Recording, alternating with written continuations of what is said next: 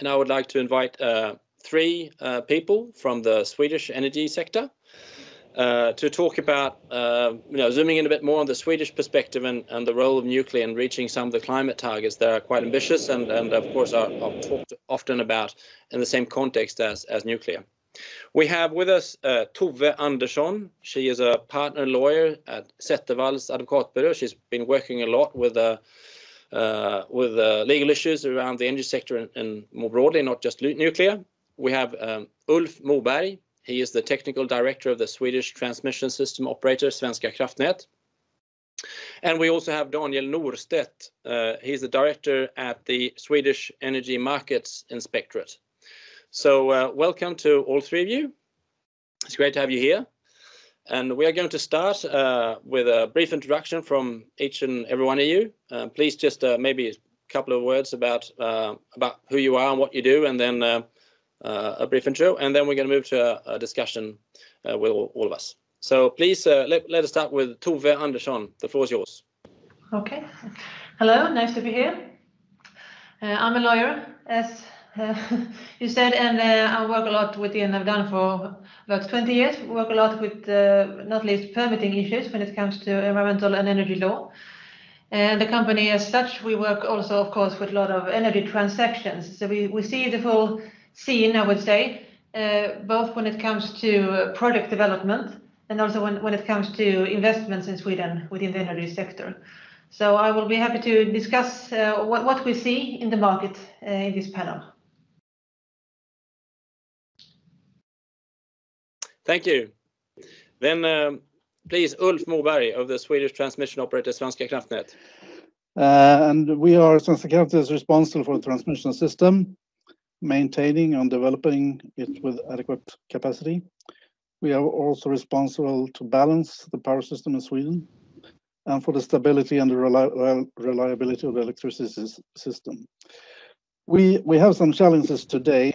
The last 6 years we have closed down 4 nuclear units in Sweden. This has created challenges. Apart from the adequacy part, also challenges for us regarding reliability issues, and also transmission capacity issues that we have to handle. We see already today in Sweden that we have a power shortage during strained situations. And what we are discussing now in Sweden is an electrification of many of the society's sectors, transport, industry, and so on. And we think that this will create some even more bigger challenges for us at Svenska kraftnät. So we can perhaps discuss this during this panel. Thank you. Thanks, Ulf. So please, Daniel Norstedt of the Swedish Energy Markets Inspectorate. Yes, hello. I'm the director of the Department for Authorization and Approval at the Swedish Energy Regulator. And we are the supervisory authority for the energy markets, which means that we're working for Sweden to have safe and efficient access to electricity, natural gas, and district heating.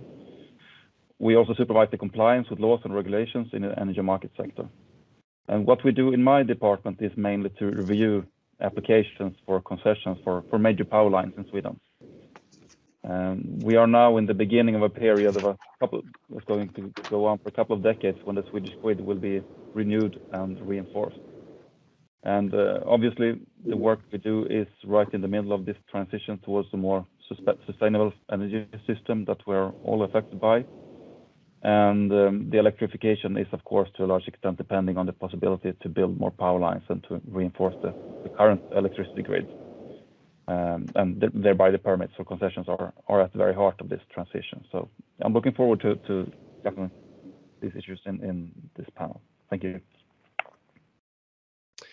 Thanks, Daniel. And you're each going to have a few minutes again to maybe elaborate a little bit on the role of your agency or your organization in terms of the energy transition. But I'd like to start with a sort of a yes or no question to each of you. The kind of basic one. Do you think that the current regulations, markets, and tools that we have in place in the Nordic countries now, will they be enough to make it possible to reach these net zero targets that we have, not only in Sweden but in other countries? Starting with you, Tove, yes or no? Are they enough? Yes. Ulf Moberg? Still muted. Okay, sorry. In the perspective of electrification of these sectors, no. And Daniel, what do you think? No. Okay, then we've got to start with you, Daniel, who are, I think, the most emphatic no. Why is that?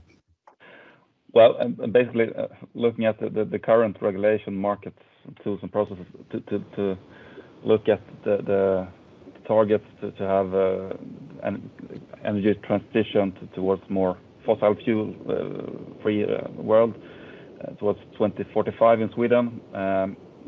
To look at that time period and think that the regulation is going to be constant, there's not going to be any changes. It's not realistic. There are constantly changes going on. Just looking at the things going on in the last year alone in Sweden, looking at different initiatives and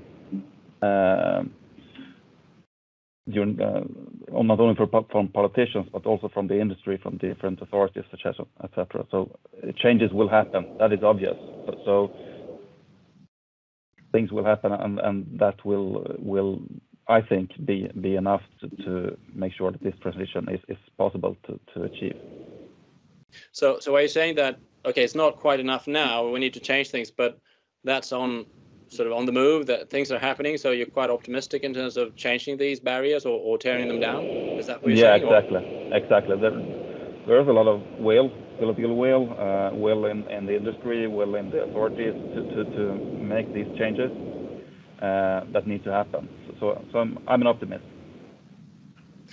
Okay, then thanks, Daniel. Then I've got to go to you, Tove, who said that. No, yes, I'm kind of surprised. At least I'm often hearing that, these legal barriers and the endless battles over building stuff just kills everything. So you coming from that side, how can you say that it's not a problem? No, I'm not saying it's not a problem. You asked me to answer yes or no, then I said yes because I'm the positive one. And from the legal perspective, I think the question you asked me anyway is, do we need another set of rules or do we have legal obstacles? And from a pure legal point of view, I would say that this is possible to handle.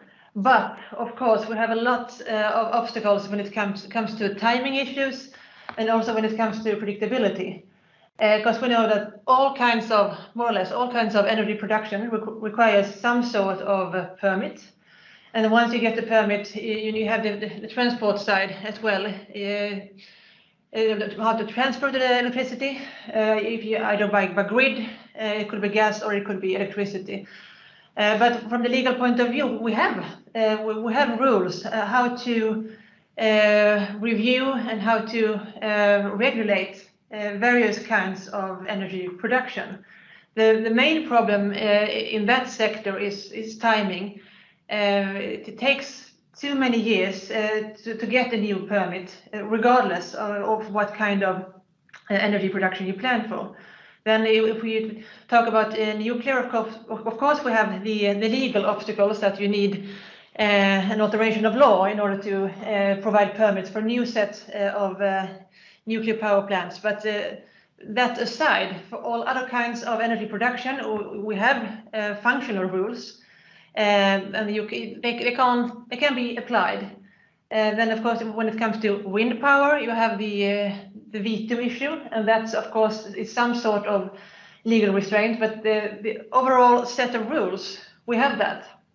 So, but coming back to what you said, Daniel, regarding grid, even in that area, I would say that we have functional rules. You know how, you and your colleagues, you know how to review an application for concession, etc. But even in that area, the timing is the big problem, because once you get the permit for some kind of energy production, you have a number of years before you can actually have that production on grid.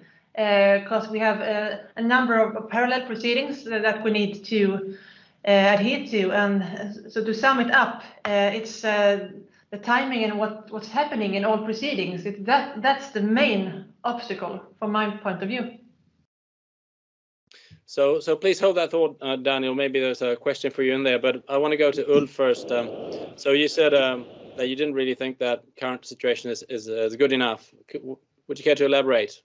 What are we missing?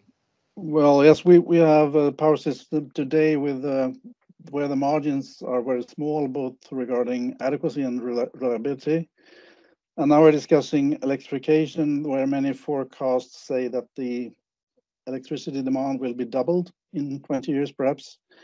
And that will create tremendous challenges for the power system, both perhaps mainly for the generation system and also for the transmission system. And that will need some different regulations and rules to handle, that's my opinion. So going back to you then, Tove, if I interpret you right, it's more how you apply these the current sort of legal frameworks than that they're wrong. Is that correct? And I think now you're muted. Sorry. Someone is muting us. I don't know who. God. Sorry about that. Yes, if you look at the energy sector as such, for all kinds of energy production, I would say that it's how we apply the rules. That's the obstacle, not the lack of rules. Maybe when it comes to hydrogen, of course, fairly new area, and then we know that in this proposed national plan for hydrogen, there have been comments regarding that we need rules regarding a revenue cap for the grids. So the grid area, having that aside, in that area might need some new set of rules. But again, the overall picture, I would say we have rules, but I think we have too few people working with the proceedings on both sides, because if we have more resources, it should be much speedier. And do you, Daniel, do you? Yeah, Daniel, do you agree with that? Is it just a matter of chucking more people at this problem, or is it something else? Chucking more people at the problem is one part of the solution. Obviously, we're moving towards a period in time where we're building more and more lines. The plans to build more lines over the coming 2 decades is massive. Especially compared to the last 2 or 3 decades. So this is one issue, obviously. Another issue is how to sort of trim the processes. I think that is something that all involved actors and parties, authorities, companies, everyone needs to sort of go home and look in the mirror and review what can I do to make sure that the processes are as smooth and as efficient as possible. So that is something we are doing, and we have been doing for a few years, and we're continuing to do that. There are also a number of governmental initiatives to look at those issues. So things are happening, I think that is one of the practical solutions to these lengthy processes. So I often kind of get a bit of a mixed picture here. What's in terms of progress? You know, of course, the government has sort of, and also I guess you from the authorities side have expressed a desire to cut the time for approving processes by 50%, and I don't know what time period, but basically cutting them in half. And sometimes I hear that actually we've made quite a bit of progress over the last few years. Is that correct? That the process times have been improved, or is that not the case?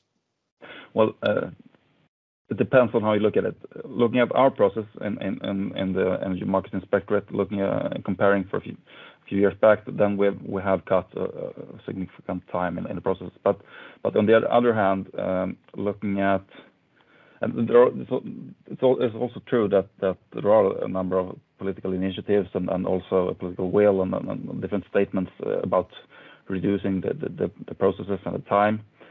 So that is true. But we also have a picture of where looking at the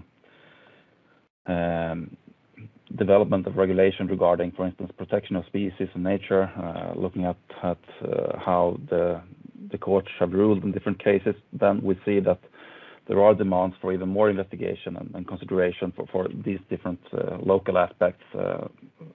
And that, of course, takes time from the companies, from the grid companies, and takes time from us. So we have these different signals to handle.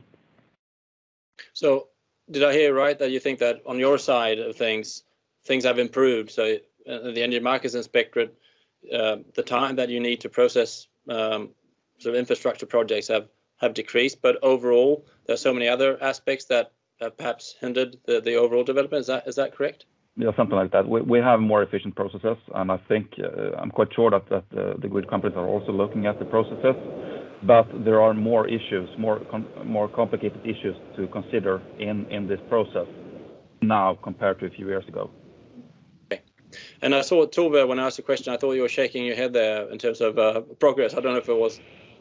Yeah, I agree. I think that the process within your area has become more smoother, but as you were saying, that's why the timing is so hard to foresee. Is that a number of new issues needs to be handled as part, for example, when it comes to grid concession and when it comes to impact on birds, etc. And then even if you get a positive outcome from you guys, if I may say so, then within an appeal process and various kinds of issues like impact on birds, etc., will be raised, and then you have a court proceeding, maybe for one additional 2 years, and then you still don't get your grid, and maybe it's due to the fact that you should have investigated more before you applied for the specific grid. That might be the issue, but when you combine all these things, and if you have the overall goal that we are looking into, and we want energy transition, we want more energy production at, of course, good locations, but then you have to I think you have to do something to get a grip of the full timeline, because if every part tend to constantly expand, then it doesn't help that some part will be a bit speedier if all other parts expand. Then yeah, the overall picture will still be that it takes too many years to get new energy production into place. So yeah. What about you, Ulf? From where you're sitting, do you see sort of enough progress or even any progress? Well, faster permitting process is of course very important, but we can't see any difference so far, at least. We are trying, of course, to do our part. We are looking at our processes to take our processes more in parallel instead of in sequence, and see if that's possible. We'll have some pilot projects now running, but so far we haven't seen any sort of difference in the timeline for permitting processes. So do you think that this conflict, or at least potential conflict between, on the one hand, the need to make this transition very speedily and to move ahead very quickly with some of these, very large infrastructure projects. On the one hand, we need to do that if we are to reach these climate goals, and on the other hand, we have a system where with property rights and owners of land and people who are affected by these projects need to have a voice and need to be able to bring these projects to court and so forth. To me, it seems like that this conflict is almost without resolution sometimes. And Tove, starting with you, do you agree? And how can we sort of solve that issue?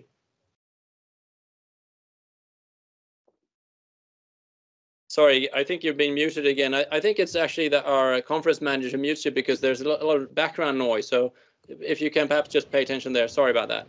Yeah, will do. Well, that I think actually is a political question, because as you're saying, there are a number of conflicted interests when you plan for a new infrastructure of some kind of size. But I don't know what the legal solution would be within the current framework, actually, because it's possible to look in that kind of very different interests, and so I think that actually that would be a political one to solve, how to proceed and how to balance between different interests. That's a political one. And is there any movement in that space? Do we see any sort of initiatives on the legal side to perhaps reduce the the opportunities for private citizens or organizations to basically protest?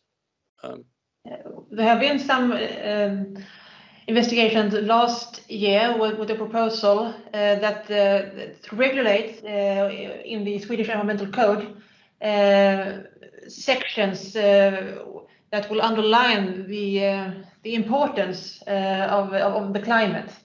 But that investigation and that proposal has not yet led to any alterations of the law. And I think that might be paused for now, as on the news yesterday. But yeah, a number of investigations and proposals have been presented. But I think that's how we deal with the climate as the overall issue.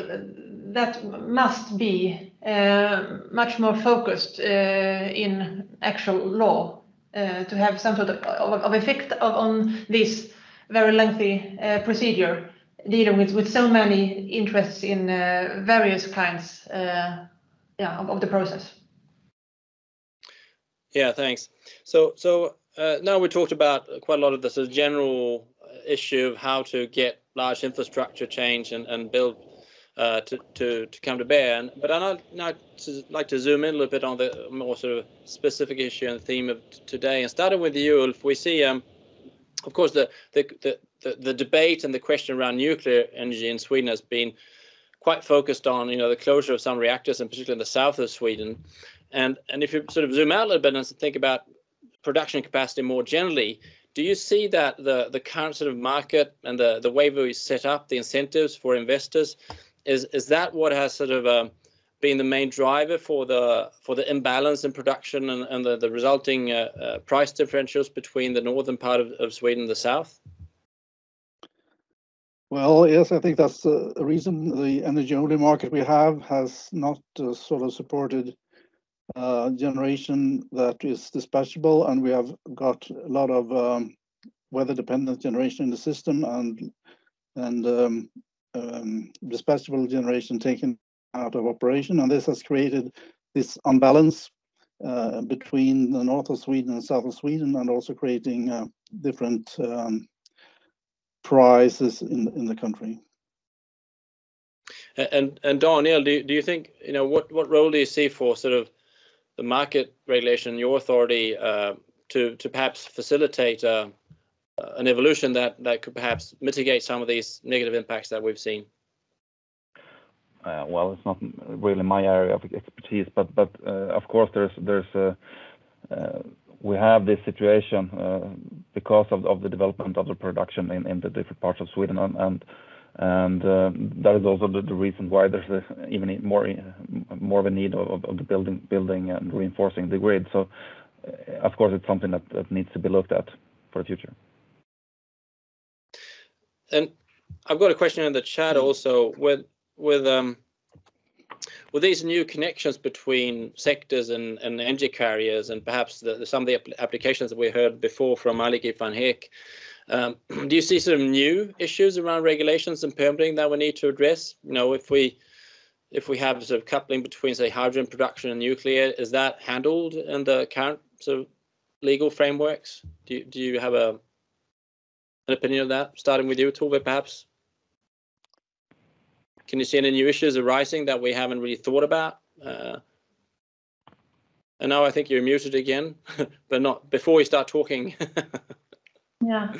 I was just thinking, so yeah, no worries. I just saw that you're muted. Yeah, any new issues? If you mean that we have new set of production units, I think, well, we discussed it actually before this panel. There might be technical issues in this area, but actually quite tricky to see if there would be any specific legal ones. I think actually that's a question for you, Ulf, when it comes to capacity, and if you see how you manage the grid, so to speak, depending on where we get what kind of energy source use. Yes, was that to me? Yeah. Okay. Yeah, I guess, well, hydrogen seems to be a prerequisite for the electrification as it speaks today. And I think it also will depend on how the hydrogen will be produced and used. Will it be produced close to the sites where it will be used, or will it be transported through pipelines? I think that will have an impact on what sort of regulation we need to have in place.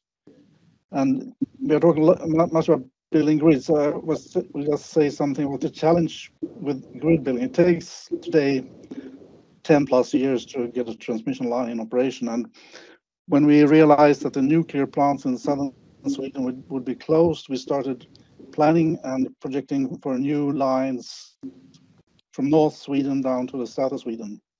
Today we are discussing enormous consumption areas far up north in Sweden, above where we have transmission lines today. So if these will be a reality, it will be sort of throwing the whole picture around. And we have to start building transmission lines in the other end of the country. And then we also have the challenge with offshore wind today. We have a new task from the government to build transmission lines out in the sea to connect offshore wind in the mostly southern part of Sweden. All of this will be enormous challenges for us, but also for the power system. So, I mean, there are huge challenges ahead. And going back then to the issue of time here, and again, Tove, who you're working with this on a very practical level, you often hear these numbers thrown around. How long time does it take to get a wind farm or a sort of potentially new nuclear reactor up and through the system? Could you give us maybe elaborate a little bit on that issue? I think it was quite tricky to compare a permit for a new nuclear plant and a wind farm, since you're not allowed to. The government is not allowed to provide a permit on a different site where there are already reactors today without having an alteration of the law. So what the timing will be if that law would be changed, that's very hard to foresee. But when it comes to the basic one, if you compare to a greenfield onshore wind farm, then at least you have, I would say, at least 1 year at the county administrative board for that kind of proceeding, and then it will be appealed, the outcome thereof. And then you have another at least 1 year at the land environmental court, and then you need leave to appeal to go up one instance, and that will take some months to know. And if you get leave to appeal, then you have maybe 1 year there as well. So I would say 2 to 3 years. It's the minimum, but depending on what will actually happen during a proceeding, it might be that the matter can go up and down through the instances, but due to need to amendments or some new unforeseen issues. So it's in the best, if you have a good day and a non-conflicted project, it could be just a few years, but then you have all these other cases when nothing happens due to the veto, and also when the timing is very hard to predict. But I guess if I may comment on another issue besides that one, when it comes to timing, I think one of the most complex issues in Sweden, and has been for many years, is that we still don't know what kind of production the state wants. And for this election year, as we've seen in the news, this will be a topic coming up this year. And then we have this decision that we believe will come now this Thursday from the government, how to handle this, what do you say, SKB, how to handle the waste. Yeah, nuclear waste. And depending on the outcome of that decision, how that will have an impact on the debate climate in Sweden. So I think it will be, again, a lot of discussions. What kind of production should we have? And then, of course, all discussions in such direction.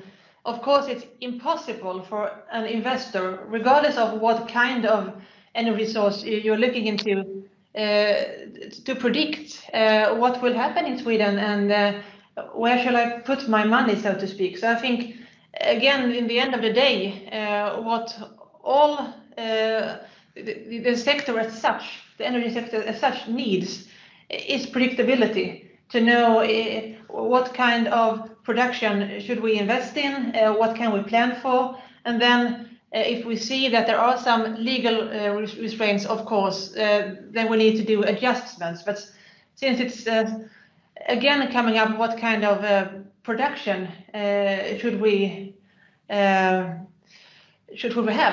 Since that question is not solved, then that leads to a number of other unforeseen issues and the lack of predictability. I think that's, if I should invest in Sweden, that's what I wanted to know. What kind of investment climate do you foresee, and from the political side?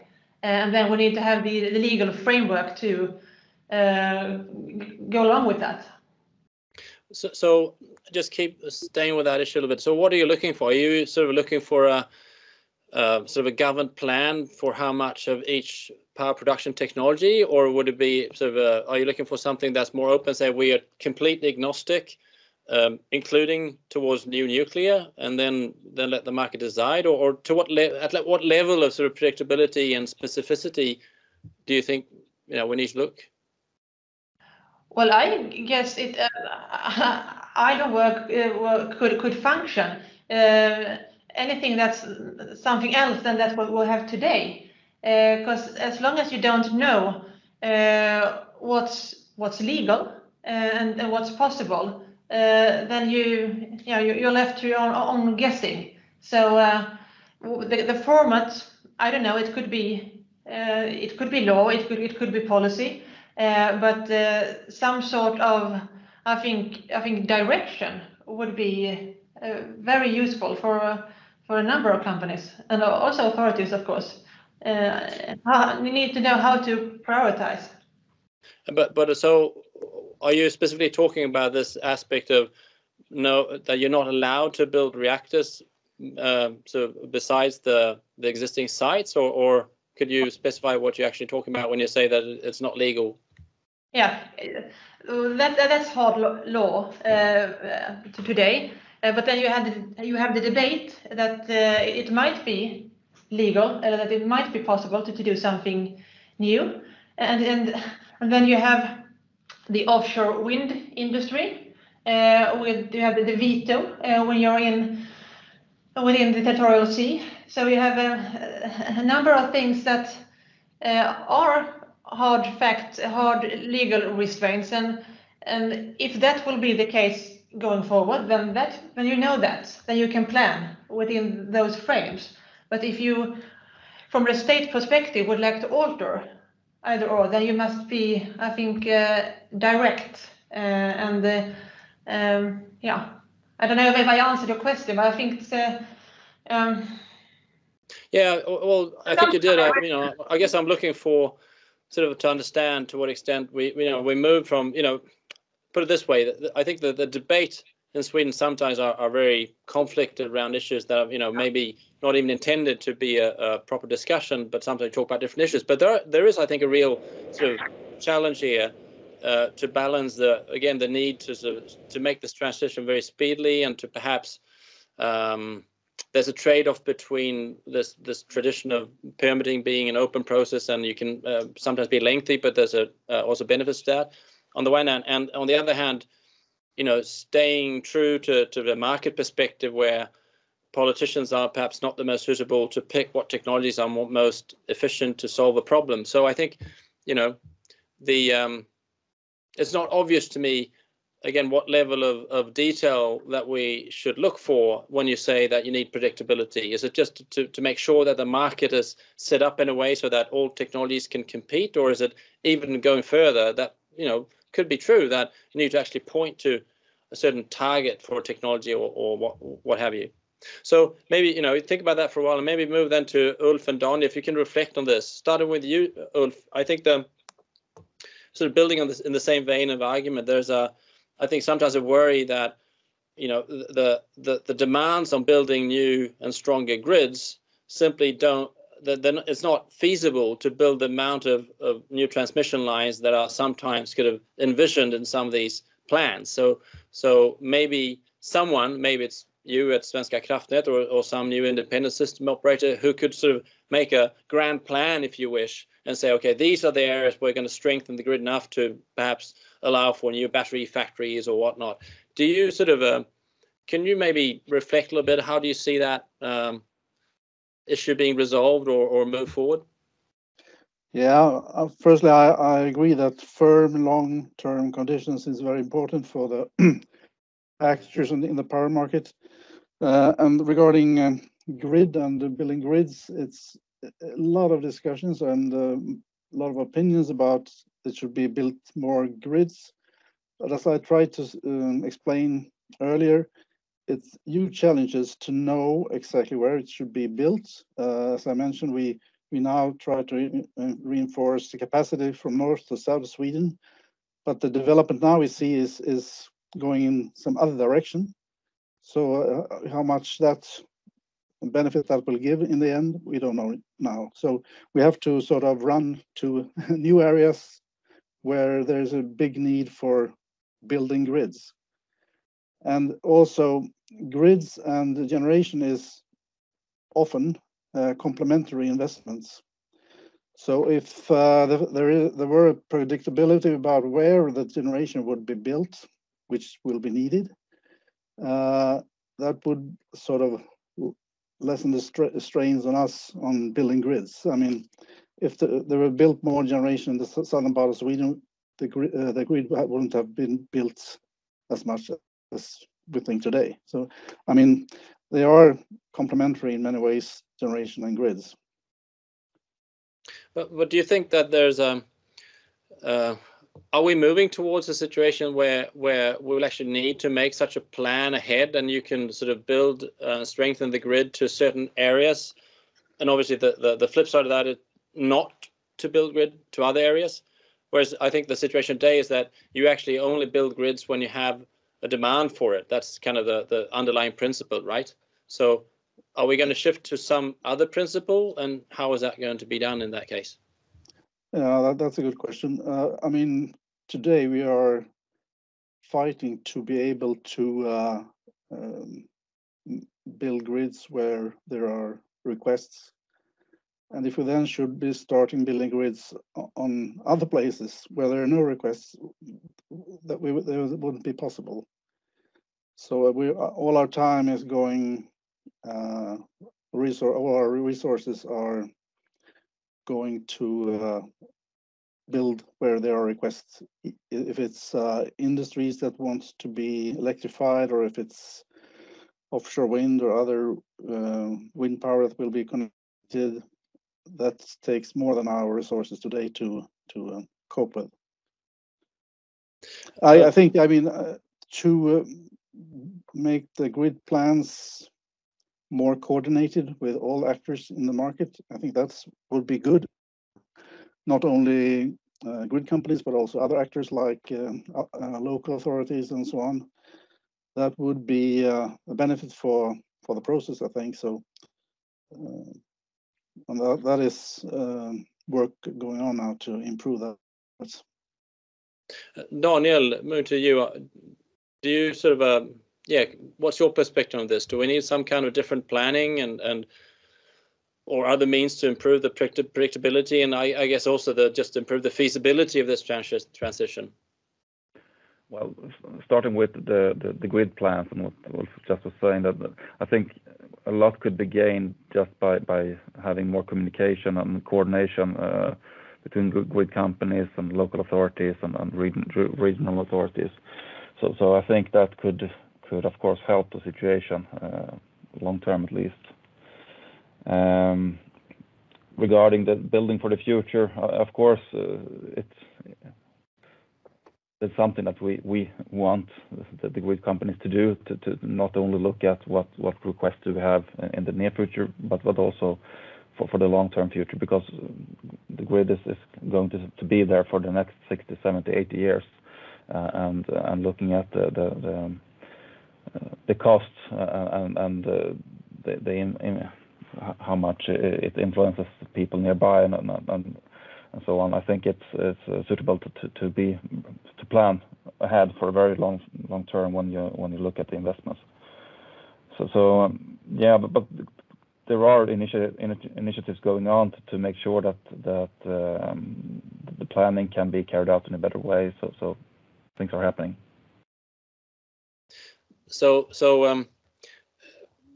I don't really hear you saying that we're looking at a future where, say, we have sort of industrial zones or plans for certain areas of Sweden where you're going to locate a lot of energy-intensive industries, and certain areas where we won't, but rather some more evolutionary sort of development here. Is that correct, Daniel?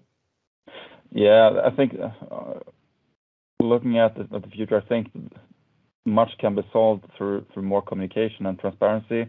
And at least I don't think it's for us to say to have these types of industrial zones, etc. But of course it can be developed. But I think it's more for the market to develop such zones and these kinds of things. So, but how do we then, recognize the fact that, some of these projects that require sort of 10, 20, 30 gigawatts of transmission lines, of course, that's hugely challenging to build just for one or two projects, and we can't really do that in many areas, I suppose, not at the same time at least. So, starting with you, Tove, and then with Ulf, do you, Tove, from a sort of a legal perspective, are there any things that we can do to improve the possibility of this? Either in terms of just, like you said, improving the capacity of existing institutions, or from a sort of more framework perspective. And then to you, do you sort of see this really, is it really realistic to think that sort of evolutionary development of the current things or current ways of doing things will be enough? So Tove, first you. And maybe muted, but I see you thinking, so. Thank you. The current permitting situation, or the current legal framework when it comes to permitting procedures, it's based upon that you, as the applicant for a new energy facility, you need to prove that you choose the best site for your production, and you also need to show alternatives. And then, if you're lucky, and do all your investigations, you will hopefully get your permit. But that means that depending on local resistance and what kind of other interest that might exist in that area, it's really a case-by-case situation that you don't know from start if you actually can erect a new facility on a specific site. So if you, from a more state perspective, would like to see the production in some specific sites, then we would need to alter the current system, because it's based upon that US, and any company can apply, or so that would be something completely new. Thank you. And what about moving to you, Ulf? Well, planning grid development historically has been quite easy. It's mostly been based on organic growth in areas where you could foresee where it should be reinforced and the capacity be increased. What we see today is in local areas and local connection points, gigawatt requests for connection is sort of applied, and that is within 3 years or something. And for a grid owner, that is a tremendous challenge to sort of, and also there's locations where there are several gigawatts needing several transmission lines to be able to connect it. And that is a quite big change in grid planning, if you could say, or call it grid planning, to cope with that. I mean, new transmission line for gigawatts in sort of 3 years, that's more than a challenge. Yeah. So I want to wrap up now and leave for coffee very soon, but I want to finish with a question and you can each answer very briefly. And this time starting with Daniel, but you each have the same question: is what would be one thing that you and your organization could do right now that would speed up this transition? Doesn't have to be the the holy grail, but just one thing that would actually make a difference that you can do right now. Starting with Daniel, and then Tove, and then Ulf. It's a difficult question. Well, I think more communication is one key. More communication with especially the grid companies, but also other local authorities, etc., to make sure that things are moving smoothly, because and to understand each other's perspective. For instance, we have been working actively with Svenska kraftnät for a year or two now in different working groups, just to understand our different perspectives regarding the concession process, and that is something that I think has been very fruitful. So more communication. Great. And Tove, as a lawyer, what can you, as a representative from the legal community, if you wish, what would be a thing that you can do? And you're muted, so please unmute yourself. That's a bit to start to unmute all my colleagues. No, but of course, in each assignment, you have to, of course, look into what kind of obstacles do we have, and how can we